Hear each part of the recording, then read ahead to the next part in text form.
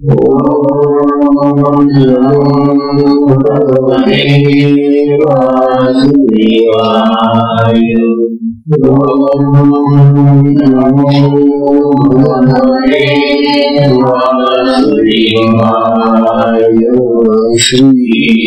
सद्गुरुनाथ महाराज की जय। अवधूत चिंतन श्री गुरुदेव परम पूज्य श्री सद्गुरु संत ज्ञानेश्वर महाराज की जय।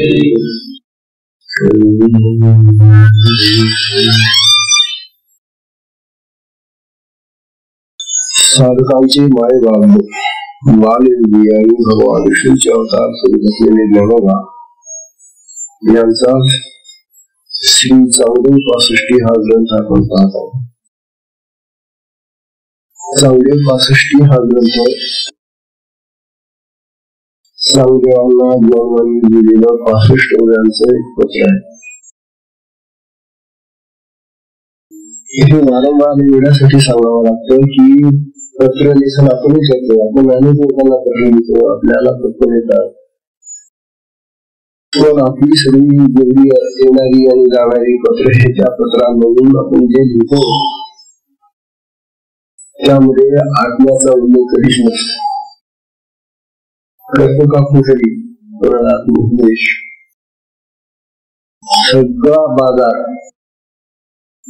आठवडे बाजारामध्ये जसं चालतो ना, देणं खाणं पिणं घेणं हेच चाललेलं आहे पत्रांमधून।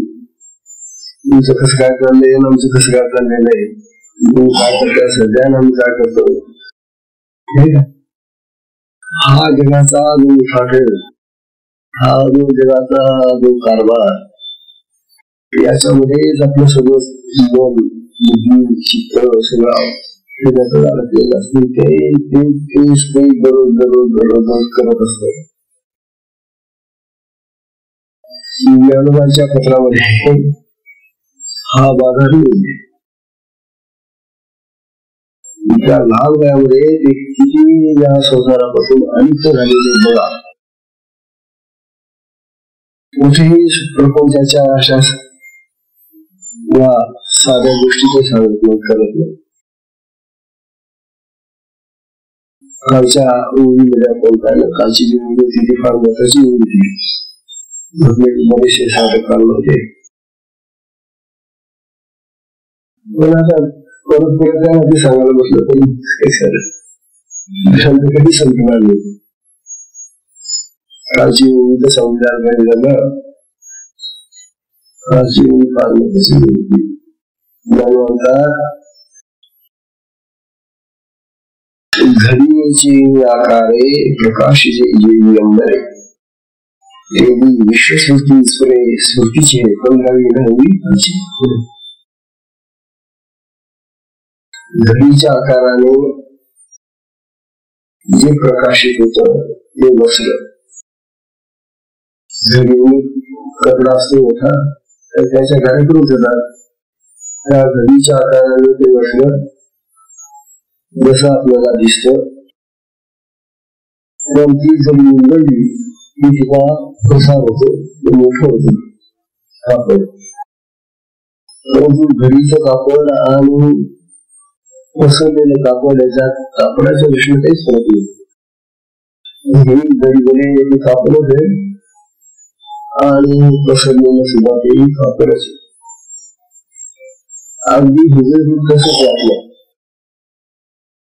त्याचप्रमाणे विश्वस्मृती स्मृतीची आहे, हा विश्वस्मृती करणारा जो परमात्मा आहे, तो परमात्मा त्या घडीप्रमाणे कधी संकुचित आपल्या देहामध्ये, कधी या विश्वाच्या रूपाने प्रकाशित विश्वरूप दिसतो। आत्मा तोच आहे, एकच आत्मा, जशी की एकच घडी एकच वस्त्र येते, तसा हा आत्मा आपल्या देहामध्ये असलेला आत्मा आणि ह्या विश्वामध्ये पसरलेला आत्मा एकच आहे। तेव्हा ही विश्वाची जी स्फूर्ती आहे ती या आत्म्याच्याच प्रकाशाने प्रकाशित झालेली स्फूर्ती आहे.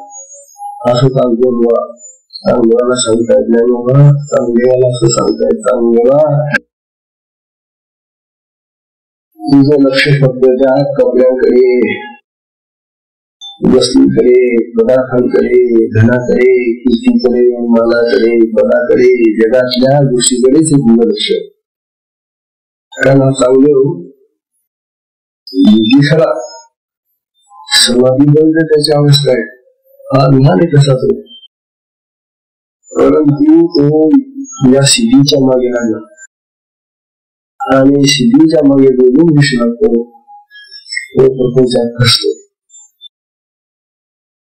एकदा चमत्कार दाखवायला सुरुवात केली तुम्ही लोकांचा चांगला सुरू अनेक लोक तुमच्याकडे यायला लागतात. त्याला आवडणार काय हो असंख्य लोक तुमच्याकडे यायला लागले बरोबर, तर त्यांचं समाधान देखील करायलाच पाहिजे ना, त्यांच्याशी बोलायला पाहिजे ना. म्हणजे तुझा सगळा महत्वाचा वेळ आहे तू त्या लोकांच्या संपर्कात जातो, त्यांच्याशी बोलण्यामध्ये, त्यांच्याशी व्यवहार करण्यामध्ये जातो आणि मग आत्मस्थिती कधीच प्राप्त होती. हे बालवांना सांगायला होतं म्हणून हे उदाहरण देऊन बालबंदी त्यांना सांगितले. या पुष्पाचा विचार चालत राहिलेला आहे.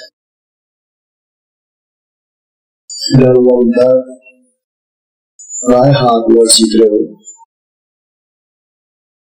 तसा कशी स्वसुखाची आवडी जे दोन्ही पण मिळून होती नेहमीच कळत की एक कळत होतो. आणि सांगेवा या परमात्म्याला स्वसुखाचा छंद लागलेला गोडी लागलेली आहे ना. या आत्म्याला स्वतःच्या सुखामध्ये रमवायला वाटतं आणि म्हणून आत्मज्ञानी असतात ना, त्या आत्मज्ञानी स्वसुखामध्ये रमतात. ते जगाच्या सुखामध्ये रमत नाही, जात ते आत्मसुखामध्येच ते रमतात. पण आत्मा स्वतः आहे, आत्म्यालाही आत्म्यामध्येच राहावंसं वाटतं, आत्मसुखामध्ये रमणार होतो. म्हणून त्याला द्वैत आवडत नाही. दोन प्रमाणे तो भासतो या विश्वाच्या रूपाने प्रकृती पुरुष वगैरे म्हणतो. परंतु या द्वैतामध्ये राहत नको, अद्वैतामध्येच राहतो. असं मुलांनी अमृता अनुभव पहिली ती बघा परमात्मा प्रगट होते. कशाने प्रगट होत? त्याच्या स्फूर्तीने समितीच सराव आहे. ही समिती म्हणजे ज्ञानप्रकाश. त्या ज्ञानप्रकाशाने तो जगाच्या रूपाने प्रगट होतो. पण जगाच्या रूपाने ज्याचं प्रगट होतं ना, तेव्हा आम्ही जगच पाहतो. आम्हाला आत्मा कळतच नाही. आम्हाला वाटतं हे सगळं जग आहे, झाडं, मंगळ, मजा, हे सगळं दिसतं मला. किंवा ज्ञानवा सांगतात तो आत्मा असा करणार आहे की तो प्रगट होतो समितीच्या रूपाने, ज्ञान प्रकाशाने प्रगट होतो विषय रूपाने, पण दिसत नाही. आणि दिसू नये आणि मी आहे हे सिद्धही होऊ नये. कस काय सिद्ध करा? तो एका झाडाला हे विषय हा आपल्याचा रूप आहे म्हणून त्या विषयाला जर दूध दिले तर तुम्हाला तो सांगितलं तो विषय मी आत्मा आहे म्हणून तो आत्मा बाहेर सिद्ध होत नाही, तो दिसतही नाही आणि सिद्धही होत नाही. दिसणं आणि सिद्ध न होणं हा अजातवाद आहे. अध्यात्म जन्मलंच नाही, ते दिसतच नाही आणि सिद्ध करता येते की हे आहे म्हणून. अजातवादाची उदाहरण तुम्हाला माहिती आहे. वंद्या पुत्र,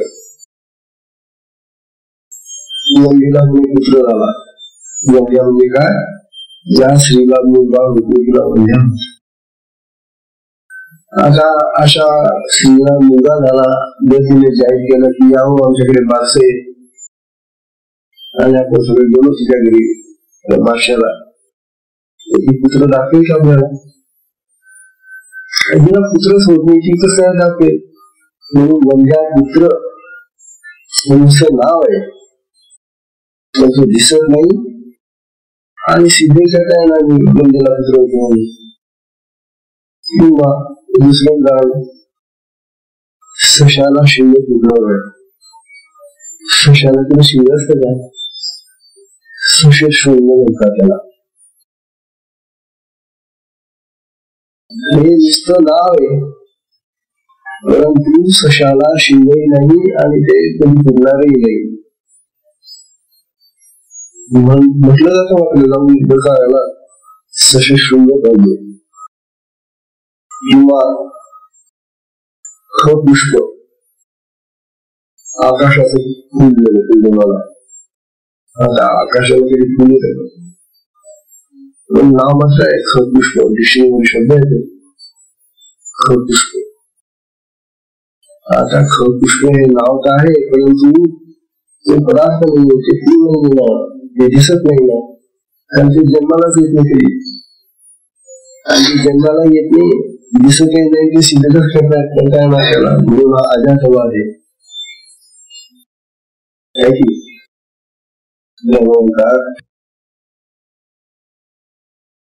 अशा अजातवादाने तो परमात्मा लपून जातो.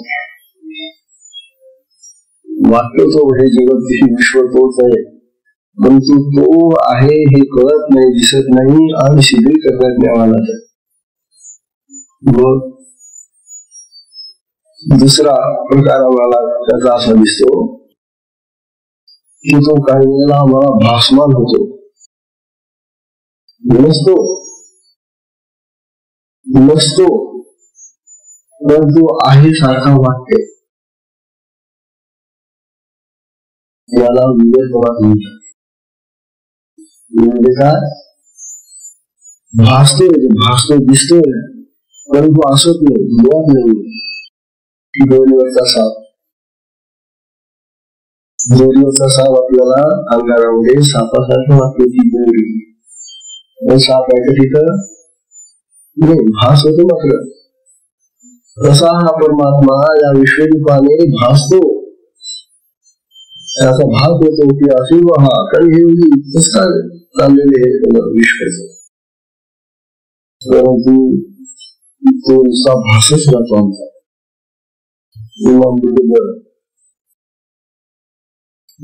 भासत पण असत नाही, तेव्हा हा विवेकवाद आहे. या विवेकवादाप्रमाणे तो काय झालेला आपल्याला भासमान होतो असं वाटतं, पण तो असत नाही. तिसरा लोकांचा समज आहे की तो दिसतोही आणि सिद्धही होतो. पहिल्या प्रकारामध्ये दिसतही नाही, सिद्धही होत नाही.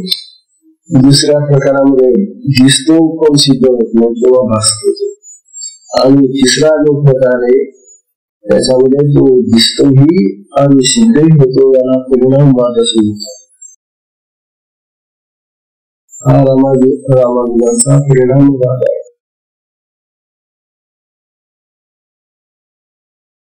दिसतो आणि प्रत्यक्ष सिद्ध करता येतो. कसं? वळवामध्ये साप आहे, कळायला का? हो, दिसला वाजला का वळवामध्ये असतो, दिसतो. सिद्ध करता येतो तो मागून फोन करा काय म्हणजे बसलेला. तेव्हा हा परिणामवाद आहे. किंवा सोपं उदाहरण म्हणजे दुधाचं दही. बीज होतं, त्याच्यात गिरलं टाकलं, लगेच बदलून गेलं ते बीज. आता काय झालं, दुधाचं दही झालं, दही दिसतही आहे आणि शिजही करता येते म्हणून असं झालेलं. संपायला लागलं दही. याला हादूवाद आहे, ज्याला आपण परिणाम बाजू म्हणतो. अशा तऱ्हेनं हा जो आत्मा आहे, हा आत्मा आपल्याला काही वेळेला दिसतही नाही, सिद्धही करता येत नाही, काही वेळेला भासतो तो सिद्ध करता येत नाही, आणि काही वेळेला दिसतो आणि तो सिद्धही करता येतो. अशी त्याची विविध अशी अंग आहे. म्हणून आता आपल्याला या उदाहरणावरून, या वादांवरून आपल्याला आत्म्याचं स्वरूप समजायला. आत्म्याचं स्वरूप कसं आहे? मग आत्म्याचं स्वरूप मी कुठेही कसल्याही पद्धतीनं निश्चित करू शकत नाही. कसा आहे आत्मा? आपण पाहिलाच नाही त्याला, तर मग कसा कोण सांगेल? म्हणून आत्म्याचं स्वरूप कसं आहे हे निश्चित सांगता येणार नाही. म्हणून तो नाहीच का असं कसं म्हणता येईल? आमच्या देहात आहे ना, त्या सगळ्या जगात आहे ना, म्हणजे नाहीच असंही म्हणता येत नाही, आणि आहे असं जर प्रत्येकजण सांगतो, आहे दिसत नाही. तेव्हा असं हे आत्म्याचं जे स्वरूप आहे ते म्हणून सांगतात की अरे चांगलेवा, तू आत्म्याकडे आता लक्ष दे. तेव्हा तो दिसणार नाही सुरुवातीला, पण हा आत्मा आहे की तुझ्यातही आहे, माझ्यात आहे, सगळी जगात आहे, सगळ्यांकडे पसरलेला आहे. मग अशा आत्मस्वरूपाकडे लक्ष देणार. त्यावर संत एकनाथ महाराजांचा सुंदर अनुभव आहे. एकनाथ महाराज ज्ञानोबांचे फार जवळचे आहेत. कशा दृष्टीने? कारण नाथांनी ती ज्ञानेश्वरी शुद्ध केलेली होती. तुम्हाला माहिती आहे, 350 वर्षानंतर ते आळंदीला आलेले आणि तिथे ती ज्ञानेश्वरी घेतली. ज्ञानोबांच्या पुढे ठेवलेली. त्यांच्या गळाला तो माझ्या वृक्षाचा तो मुळसा बसलेला होता, मुळीचा तो काढला, मोकळं केलं त्यांना. हे कार्य एकनाथ महाराजांनी केलेले. त्यामुळे एकनाथांना ज्ञानोबाचा अतिशय जीवन आहे. ज्ञानोबावर अतिशय प्रेम आहे नाथांचं. नाथांचे प्रेम आहे ज्ञानोबाचे त्याच्यावर. आता हा त्यांचा अनुभव. म्हणून एकनाथी भागवत वाचत असताना ज्ञानेश्वरीचं चौथुनी आणि नाथ भागवतीचं वाचतात. इतकं साम्य त्यामध्ये. वास्तविक तो भागवताचा ग्रंथ आहे. भागवताचा ग्रंथ असूनही नाथांनी तो अशा पद्धतीने हाताळलेला आहे की जसा ज्ञानेश्वरी वाचावा अशा पद्धतीने तो हाताळलेला. त्यांचा अनुभव पाहत आहे एकनाथांचा. देखो तिथे आहे ब्रह्म. जेवढं पाहाल तेवढं ब्रह्मच आहे, ब्रह्मच आहे, ब्रह्मच आहे. देखो तिथे आहे ब्रह्म. वाया सांगी का भवभ्रम. अरे हा भवभ्रम आहे. भव म्हणजे संसार. संसार खरा नाही. संसार कसा आहे? मिथ्या आहे, भ्रम आहे. वाक्य तो खरा आहे, परंतु संसार खरा नाही. संसार खरा का नाही? तर संसार बदलणार आहे. कारण आतापर्यंत पुष्कळ संसारी गेले, ते संसार करतच गेले विचारे, आणि कुणाचाही संसार कायम राहिला नाही. प्रत्येकाला असं वाटतं की मी माझा संसार करून दाखवू, आणि मी माझ्या संसारामध्ये नाव करून दाखवतो, मी माझ्या संसारामध्ये आम्ही करेन. कर नाही तू बाबा, पण हे टिकणारे नाही. यापूर्वी आपल्या पिढ्यामध्ये कितीतरी आपले पूर्वज संसारच करून गेले असतील ना. काय राहिलं तुझं? तेव्हा हा संसार जो आहे ना तो सडणारा आहे, संस्कृत असं शब्द येतो. आधी जोराने सरतो म्हणजे निघून जातो, संपून जातो. तो संसार संपून जातो, संपणार आहे. आणि तो निस्ता संपवणे येतो, तो आपल्याला संपून जातो. जो संसार करणार आहे ना ते संपून जातो. अशा प्रकारे हा संसार मला म्हणतात वाया सांगिकास भगत भ्रम. अरे हा संसाराचा भ्रम व्यर्थ आहे, वाया सोडून देतात. आणि काय कर, आहे तिथं ब्रह्मच आहे तिथं आत्मसत्वच आहे, ब्रह्म आहे, आत्मा आहे, ब्रह्म आहे असं समज. म्हणतात कोटी नाही परमार्थ धरती स्वार्थाचा अर्थ. आमचा परमार्थ का बुजतो? आम्ही परमार्थाला आमच्या पोटासाठी अर्थाचा म्हणजे पैशाचा हेतू धरून करत असतो. परमार्थ सुद्धा आमचा स्वार्थी असतो. वास्तविक परमार्थ म्हणजे दुसरा तो परमात्मा त्याच्यासाठी करायचा अर्थ येतो. परंतु तो अर्थ आम्ही लक्षात न घेताना परमार्थ सुद्धा आमच्या स्वार्थासाठी आम्ही करतो. देवाची भक्ती का करायची? आम्ही देव प्रसन्न आम्हाला सगळं घेऊन जातो. त्यासाठी सगळं पैसा सगळं म्हणजे परमार्थामध्ये सुद्धा आमची संसाराचीच मागणी कसला परमार्थ आहे. तेव्हा प्रपंचच बरा म्हणून प्रपंचाला आम्ही परमार्थावर यावून त्या परमार्थाला बिघडून टाकतो. परमार्थ शुद्ध राहत नाही. शुद्ध परमार्थ म्हणजे त्या परमेश्वरासाठी असायला पाहिजे असं असणार. उरलेलाही परमार्थ धरती स्वार्थाचा अर्थ नाही जयापाशी. आता ज्याच्यावर पैसा नाहीये, अर्थ नाहीये, अर्थ म्हणजे अनेक दृष्टीने अर्थ आहे. अर्थ नाही जयापाशी अनर्थ स्पर्शीना तयाशी. महाराज सांगतात ज्याच्याजवळ पैसा नसतो ना त्याला अनर्थ कधी स्पर्शच करत नाही. अनर्थ म्हणजे वाईट होणं.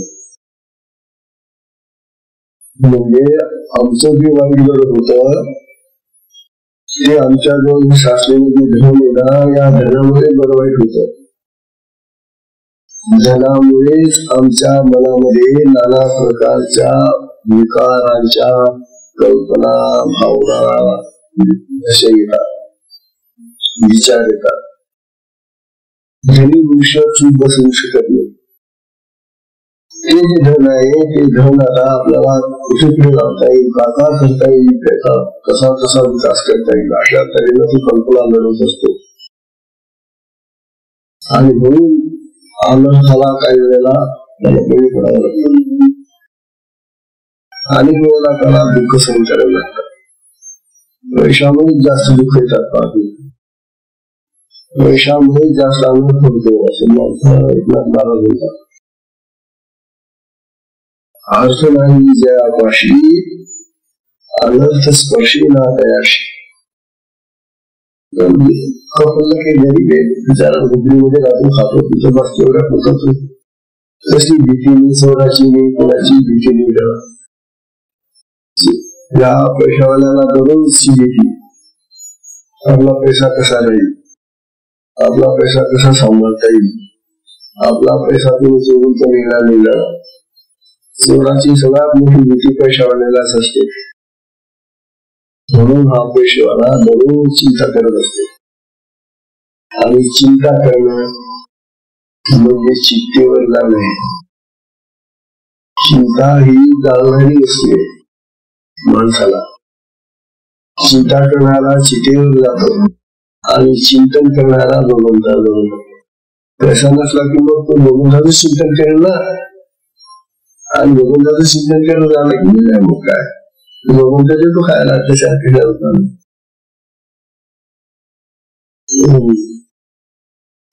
महाराज म्हणतात अर्थापाशी असत्य दान.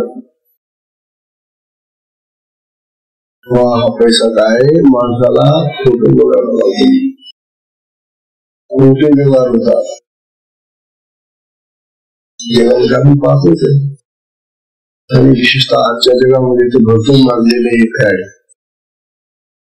पैशाने माणसं खोटे देतात, खोटं आचरण करतात, खोटी आश्वासनं देतात, दुबारतात.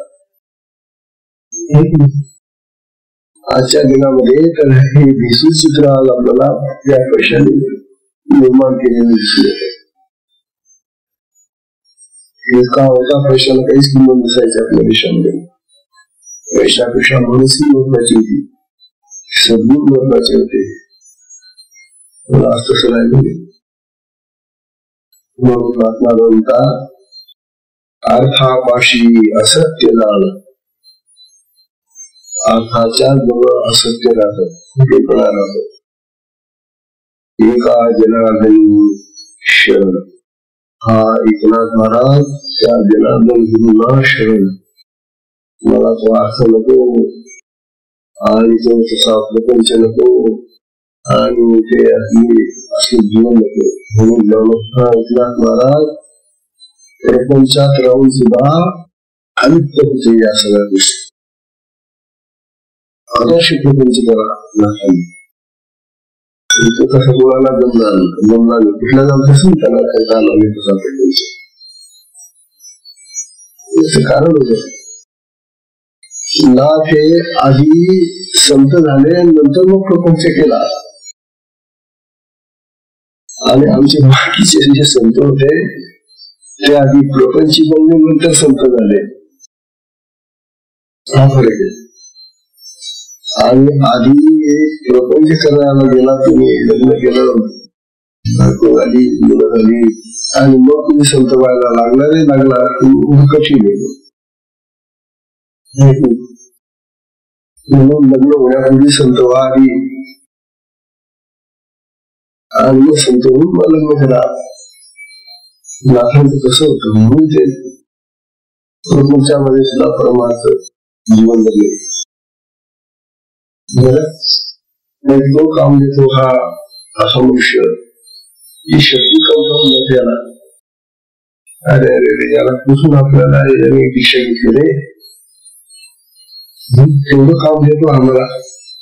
2 तास साधना करतो, 2 तासामध्ये मी त्याचे काही संस्कार घालवते, पण हा जो प्रपंचात उठला गेला 2 तासानंतर ते 10 तास 12 तास तोच कष्ट प्रपंच आणि खूप जणून आमचे संस्कार. अरे बापरे, ही शक्ती बिचारी कंटाळून जाते.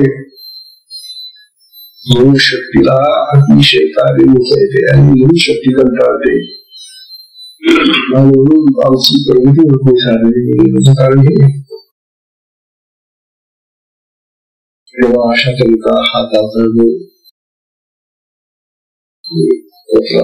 होतात कामदेवांना, कामदेवा जो अर्थाच्या मागे लागू नको, मानाच्या मागे लागू नको, ऐश्वर्याच्या मागे लागू नको, धनाच्या मागे लागू नको, नावाच्या मागे लागू नको. आणि त्या आपल्याला शोध घेण्यासाठी हा दूध केला. आज आपल्याला खुशी होईल, स्वादी होती येते आजची.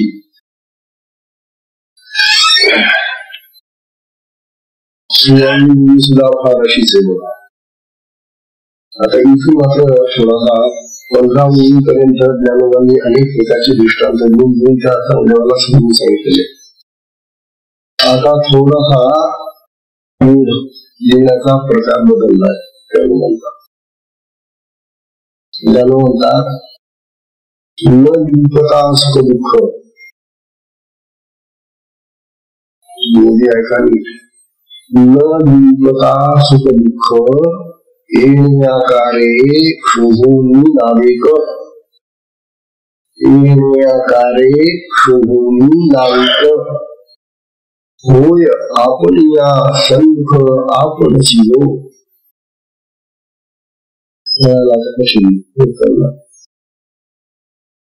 जेव्हा विधानांनी आणि युक्तीने दृष्टांताने चांगल्याला समजून सांगतात तेव्हा आपल्याला कळून जात होते दृष्टांत तत्व करतात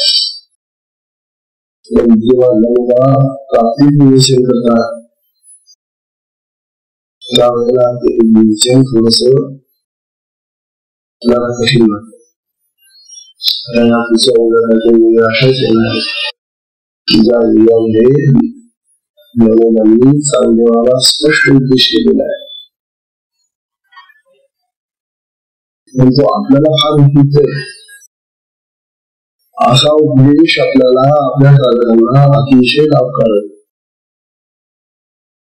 म्हणून हा उपदेश आपण ऐकलाच पाहिजे इतका महत्वाचा असतो आता ही मूवी पाहण्याचा होता नियमितता असतो दुःख आकारे शोभून नाविक हो आपल्या संख आपण शिव आकारे नाविक शोभून सुख दुःख नियमितता असं त्याचा अनुभव घ्यायचा आकारे नाविक म्हणजे सोडावे आकारे आकाराने सोडावे शुद्ध झाला की सुख दुःख न निघता मग शुद्ध होऊन सुख दुःखाने लिपित न होता सुख दुःखाने लिपित न होता जो आपणची आपल्या सन्मुख होय जो आपणच आपल्याकडे उभा राहतो जो आपणच आपला पुढचा शिल्लक राहतो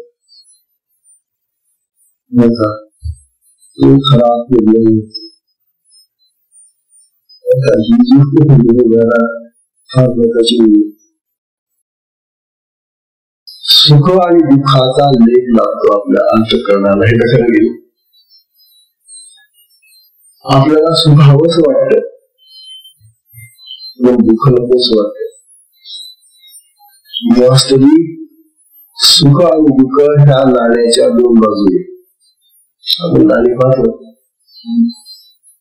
नाण्याची एक बाजू घेतली चालेल का दुसरी नाही नाणी घेतलं तर तुम्हाला दोन्ही बाजू घ्याव्या लागतात तसं हे जे जीवन आहे प्रपंच हा या प्रपंचामध्ये तुम्हाला दोन्ही बाजू घ्याव्या लागतील मला सुखच पाहिजे नुसतं बास दुःख नको आणि दुःख कोणालाच नको असत तुम्ही किती जरी नाही म्हटलं तरी ते येणार कारण सुख घेतले तुम्ही नाणे घेतले तुम्ही नाणे घेतलं ना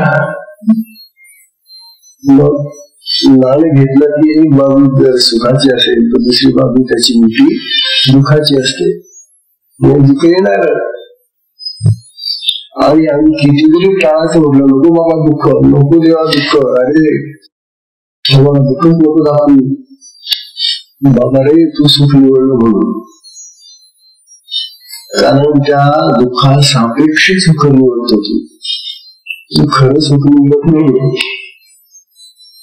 खरं सुख आम्हाला माहितीच नाही आम्ही जे सुख निवडलं ते दुःखाच्या सापेक्ष भावाचं सुख निवडलेलं आहे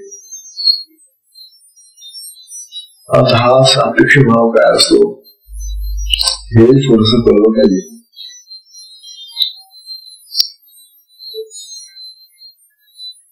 हे जे सुख आहे ना त्याला अपेक्षा आहे दुःखाची आणि ते जे दुःख आहे ना त्याला अपेक्षा आहे सुखाची बरोबर आहे जर आपण दुःखी असलो तर आपल्याला इच्छा होते ना किंवा आपल्याला सुख मिळाला किती दिवस सहन करायचे दुःख बंद झाला ना देवा काही म्हणा आपण रडत बसतो आणि अपेक्षा काय करतो सुखाची. म्हणून हे दुःख आहे ते सुखाचं सापेक्ष आहे. आणि मग सुख जर असलं आपल्याला आता माणूस सुखी आहे असं का, चांगलं सुखी आहे ना, हो ना, खूप चांगलं सुखी आहे. पण त्या सुखामध्ये सुद्धा दुःखाची अपेक्षा असते. कारण सुख आणि दुःख कशाने येतात ना, आता प्रश्न असा आला, आम्हाला दुःख नको आहे, आम्हाला सुखच पाहिजे. का तर सुख आम्हाला अनुकूल असतं, आमच्या इंद्रियांना, शरीराला, मनाला, बुद्धीला सगळ्यांना अनुकूल, म्हणून ते सुख. आणि जे आमच्या देहाला, इंद्रियांना प्रतिकूल आहे ते दुःख. म्हणून प्रतिकूल जे असतं ते आम्ही टाळतो, नको बा. तेव्हा अनुकूलता आणि प्रतिकूलता आमच्या देहाशी निगडीत आहे. आता त्यातल्या त्यात आणखी देहाशी कशाला निगडीत आहे, हाताला का, हा सुद्धा एक देहाचाच भाग आहे ना.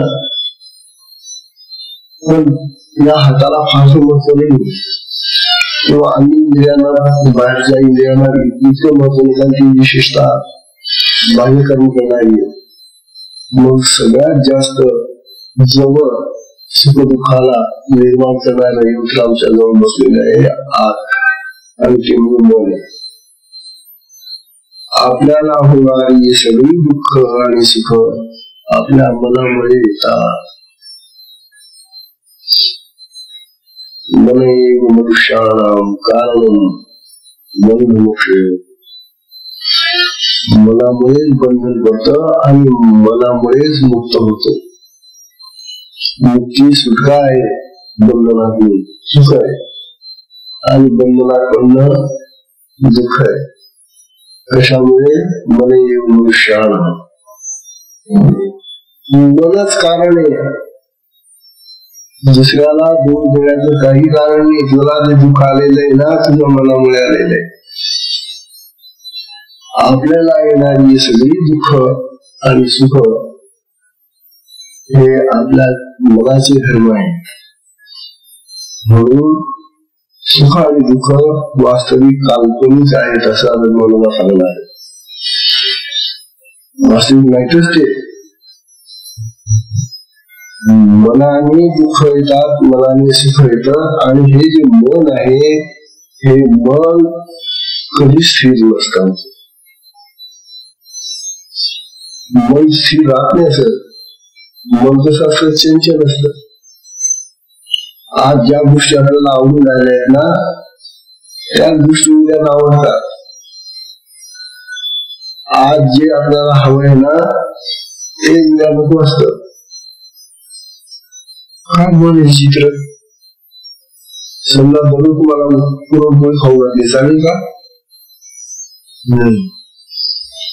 काय जरूर पुरणपोळी काय खाऊ घालतो,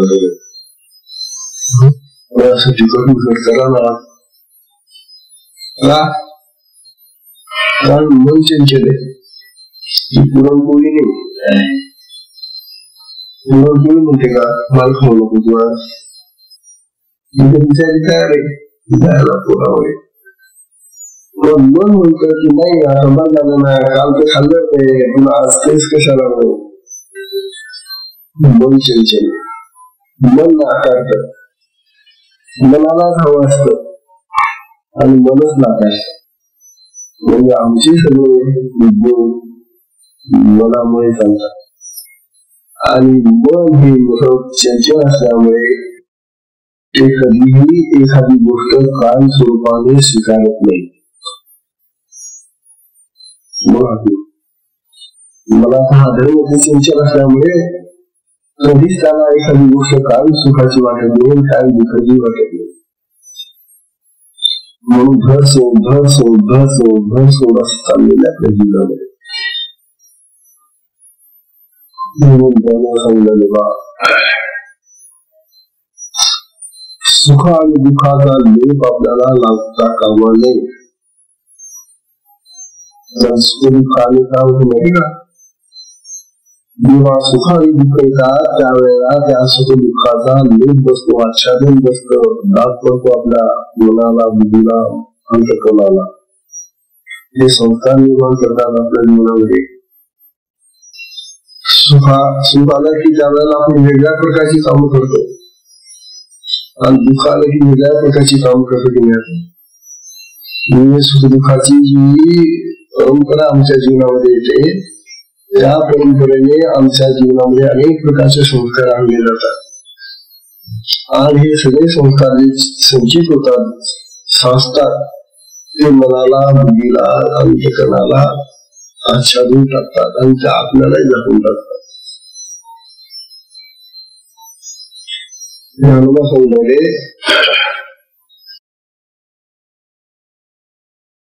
सुख दुःखाचा लेप न लागता हा जो आत्मा आहे त्या आत्म्याला सुख दुःख नाही. सुख दुःख कोणाला आहे मग? देह आणि मन. आत्मा कधी स्थिर राहते, कधी दुःखी नाही. तो अखंड जसा आहे तसाच राहतो.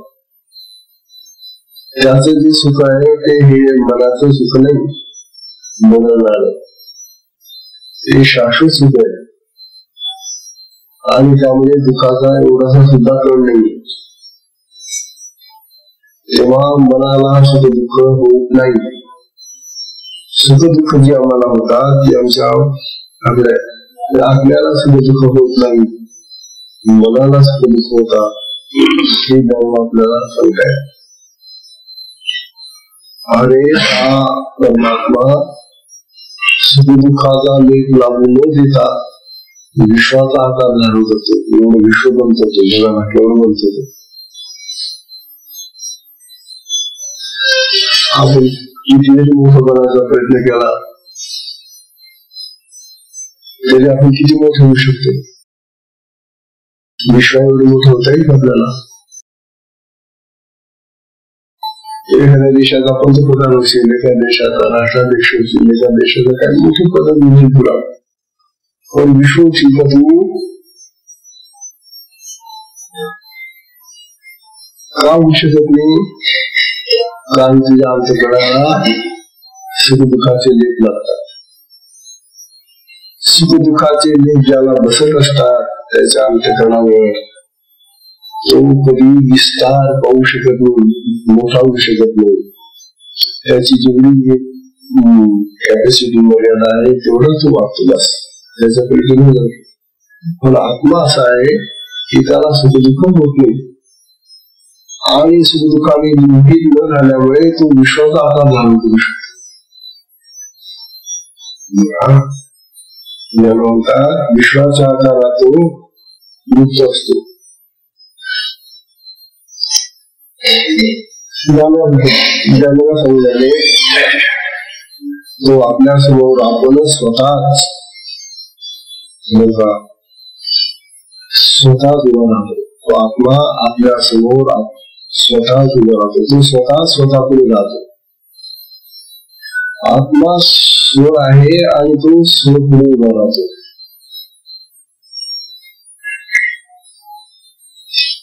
आपल्याला आपल्या देहापुढे उभा राहायचा विचार.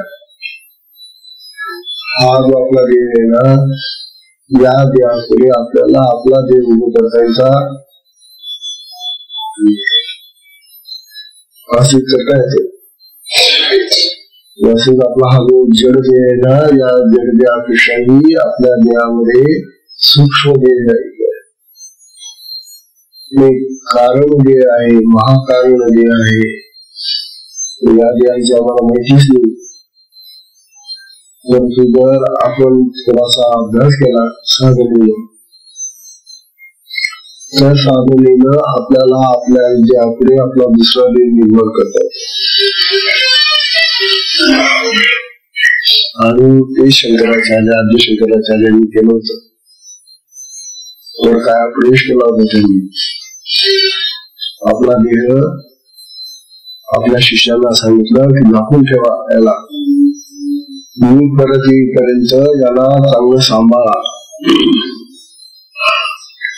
आणि मी त्या राजाच्या देहामध्ये शिरणार आहे. म्हणून ते सूक्ष्म देहाने बाहेर पडले आपल्या देहातून आणि त्या राजाच्या देहामध्ये तो राजा म्हणून पाहू होता. राजा तरुण होता तो. त्याच्या देहामध्ये शिरल्यानंतर तो राजा जिवंत झाला. सगळ्या गावामध्ये चर्चा झाली का राजा राजपुत्र मेला होता कसं काय जिवंत झाला. अशी काही चालू आता ही घटना घडली तिच्या वेळेला. आणि मग त्या राजाच्या देहामध्ये शिरून शंकराचार्यांनी त्या देहामधून हे कामसूत्राचा अभ्यास केला आणि ती कामसूत्र त्यांनी अभ्यासली. आणि नंतर मग वाद चाललेला होता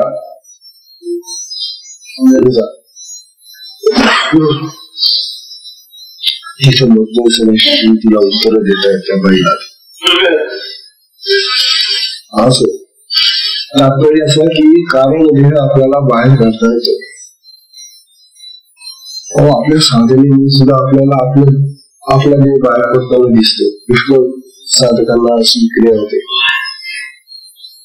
की आपला देह बाहेर पडलेला आहे आणि आपल्यासारखा दूध आहे. अशा प्रकारची क्रिया शक्ती दाखवते आपल्याला. आपला देह दाखवते. असं ज्या वेळेला होतं त्यावेळेला हा जो कारण देह आहे ना हा कारण देह सूक्ष्म असतो आणि हा जो जड देह आहे ना हा स्थूल देह आहे. याला सुख दुःखाची बाधा होते त्या कारण देहाला. म्हणून जाणवात होऊ नये की सुख दुःख याच्याने लिंपित न होताना आपणच आपल्या देहापुढे उभं राहा. आपल्याकडे उभा राहतो तो आत्मा. आत्मा आत्म्याच्या स्वरूपामध्ये आपल्यापुढे उभा राहतो. आपल्यापुढे उभा राहतो आणि मग तो हे जगाचं प्रत्यक्ष हे जे दर्शन आहे विश्वाचं ते दाखवतो.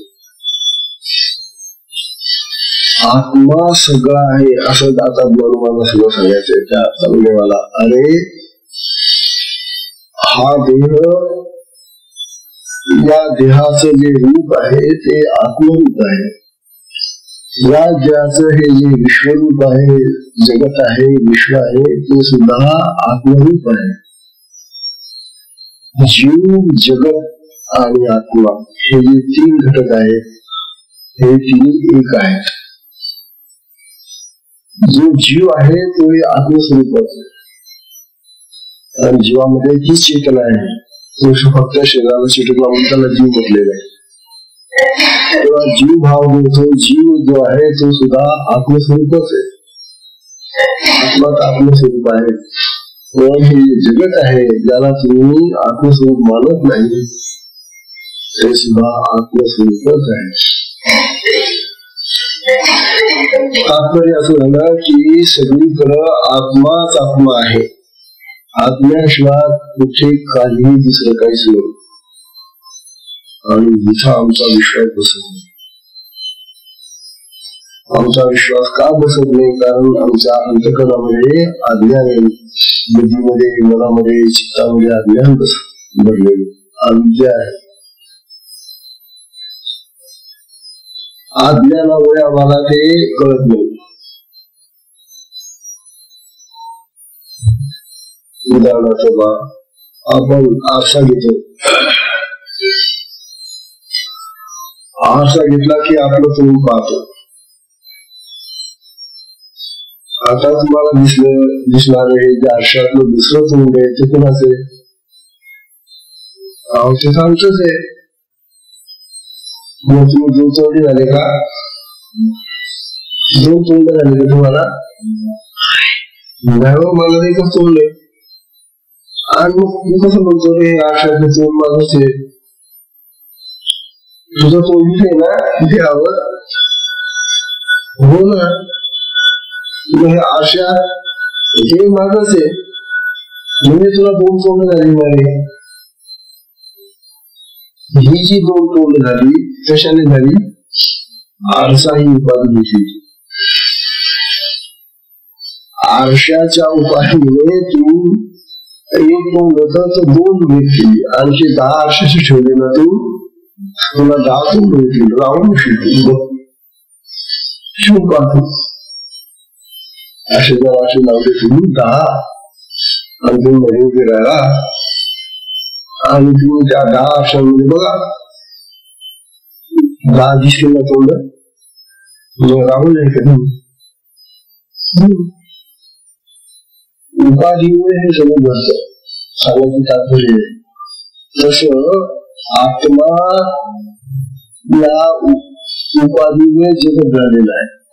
उपाधी अविद्या, अविद्या आमच्या जवळ आहे. त्या अविद्येचा आश्रय घेऊन हे जगत आम्हाला आत्मा भासवते. जगत कसं वाटतं आम्हाला? हे जगत आम्हाला जड वाटत, अचेतन वाटत, वाटत की नाही? आत्मा वाटत होतो नाही का? वाटत नाही, कारण अविद्या आहे. तेव्हा अविद्येमुळे आम्हाला जगत जगत वाटत. याच अंतःकरणामध्ये जर विद्या आली, ज्ञान आलं, आत्मज्ञान आलं, तर आत्मज्ञानाने आम्हाला मग जगाकडे पाहिल्यानंतर आम्हाला सगळं जगत म्हणजे आत्मस्वरूपाचं दिसेल. हा विचार ज्ञानोबा चांगदेवाला सांगताय. अरे चांगदेवा, तुला जर हे जग आत्मा वाटत नाही याचं कारण तुझ्या अंतःकरणामध्ये अविद्या आहे. आणि आपल्याला ती वाटत नाही ना अजून. तो संसार, तो प्रपंच, त्या कटकटी त्या आम्हाला असंच वाटतं. पण वास्तविक या जगामध्ये आत्म्याशिवाय दुसरं काहीही नाही असं ज्ञानोबा सांगलेलं आहे. बघा ना, शेवटा तो आत्मा शुद्ध होऊन काय झाला? विराट विश्व झाला. आणि तो पुढे सन्मुख होऊन स्वतः उभा राहतो. तो स्वतः सगळं होते. फार महत्वाची उद्या यावरचा विश्वाचा भाग राहिलेला आहे. सत्संगाची वेळ संपली, त्यामुळे उद्याला हा भाग तुझ्या फार महत्वाच्या. आता ह्या उद्याकडे विचारून असल्या हरिओम.